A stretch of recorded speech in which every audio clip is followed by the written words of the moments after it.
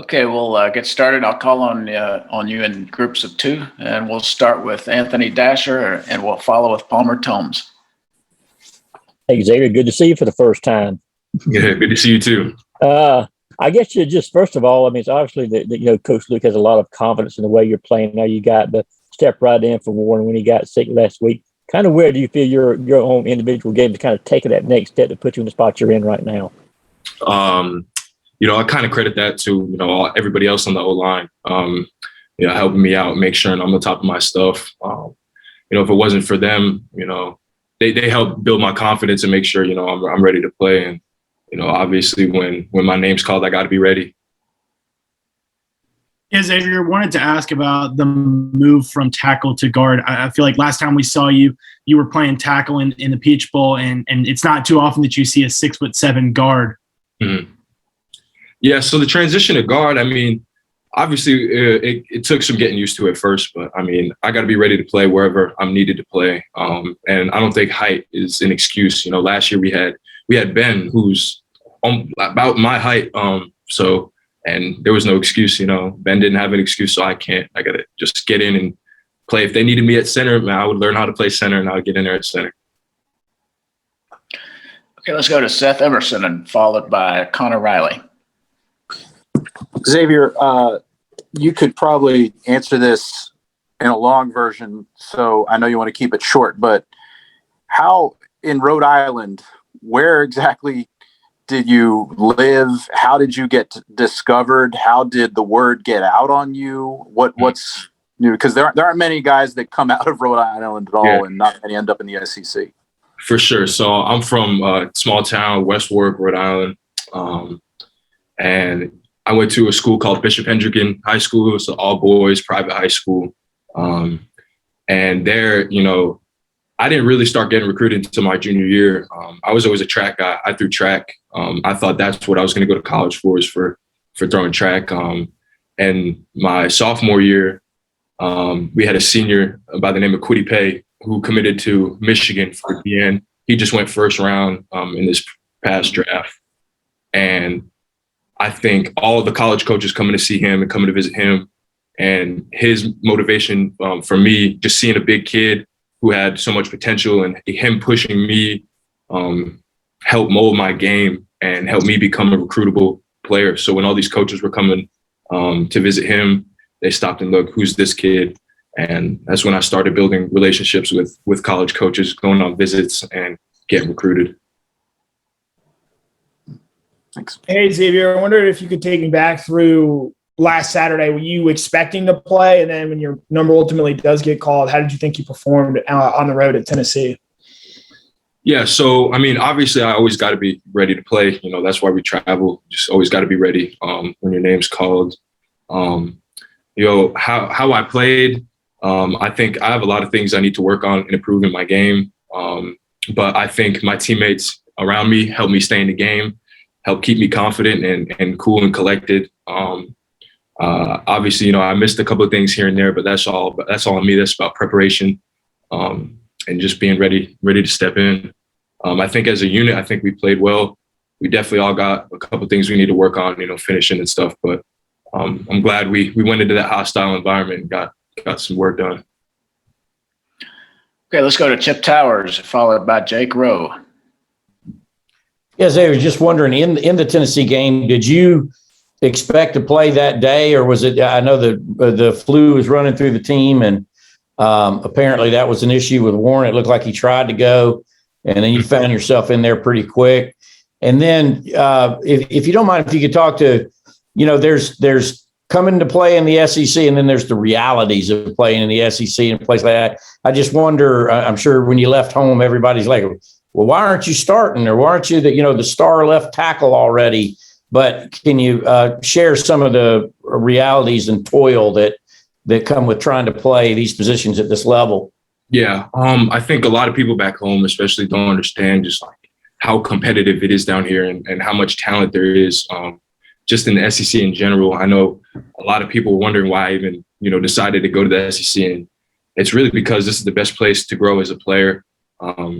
And I understand that I wasn't a starter at first, but as long as I'm becoming the best player that I can be, I'm going to play when my time's ready. And I think Saturday, my time was ready. I mean, when Warren went down, I had to step up big and go in. Xavier, I noticed when you were playing the other night, I saw a couple times there on the sideline, Warren kind of had you, you guys were kind of eye to eye a little bit, talking, kind of right in each other's face about kind of what was going on. What kind of coaching were you getting from him? I mean, I know he's seen a lot, having played center, having played guard. How helpful was he to you throughout that game? I mean, Warren's like my mentor, man. You know, he's had a lot more experience playing than I have. So, especially at guard. So I knew that if I had any questions or if I wasn't 100% confident about something, I could go ask him and you know, he would steer me in the right direction. He'd always tell me, you know, I would take the criticism for him, or, you know, I would listen to him when he would tell me things I need to work on, you know, keep my hands up, feet moving, stuff like that, to help me in the game. So I think he helped a lot. Okay, let's go to Tyler Griffith, followed by Jake Jennings. Hey, Xavier. So after the last game against Tennessee, some clips went viral of you and some of the other offensive linemen, you know, getting up in the second level and putting some guys on their back. Is that something you really look forward to, you know, when a play is called? Like, what goes through your mind when you know you're about to get to block some of those guys on the second level? Of course, you know, that's going through my mind every play. And I'm sure it's going through everybody's mind on the rest of the line. Is just finishing your man. You know, number one is just getting your assignment done and completed. And you know, after that, it's finishing it. And, you know, I always get excited when we get a play where I get to pull or stuff like that. It was my favorite thing to do when I was playing in high school. So I always get excited. I just try to go out there and just compete, man. No question for me. I'm just sitting in today. Okay, we've got a couple of minutes left. I'll just open it up to anyone that's got a question. Yeah, Xavier, when you were making that move, what was it that in your skill set that Coach Luke maybe said, you know, hey, we think that you would be a good fit at guard? And going back to what you said about things that you feel like you could improve from the Tennessee game, what were a couple of those things? A couple of things that I need to improve on is just keeping my base. I think sometimes, you know, when I get up to the second level, I know there was a play where, you know, I got hit off the linebacker, bumped into Samir. Just keeping my base, keeping my feet separated. I brought my feet too far in, and you can't cross your feet over. So things like that. And then keeping my head back on pass pro. That's something I've been stressing a lot at practice, trying to get better at, trying to improve on.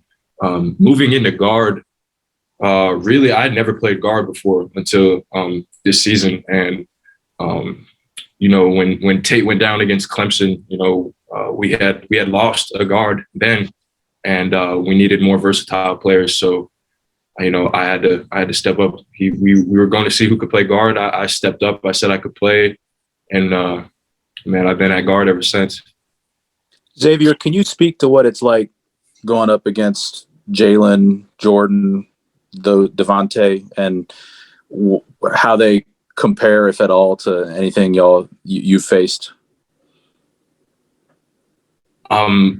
As far as games that I've been in this year, I think we've played a lot of great defenses this year. But I mean, this group of D linemen is just special here, and I think me as well as the other O linemen just getting to day in and day out go against, in my opinion, the best defensive line. In the nation every day. It only makes us better. It only makes everybody better. You know, iron sharpens iron, and Jalen Carter, them some big boys, and I think we make each other better in the end. What's their reason? What's their secret sauce to why they're so good? They're relentless. I think they're relentless with their effort. You know, you don't see a lot of plays where they just give up, or they get beat and they give up.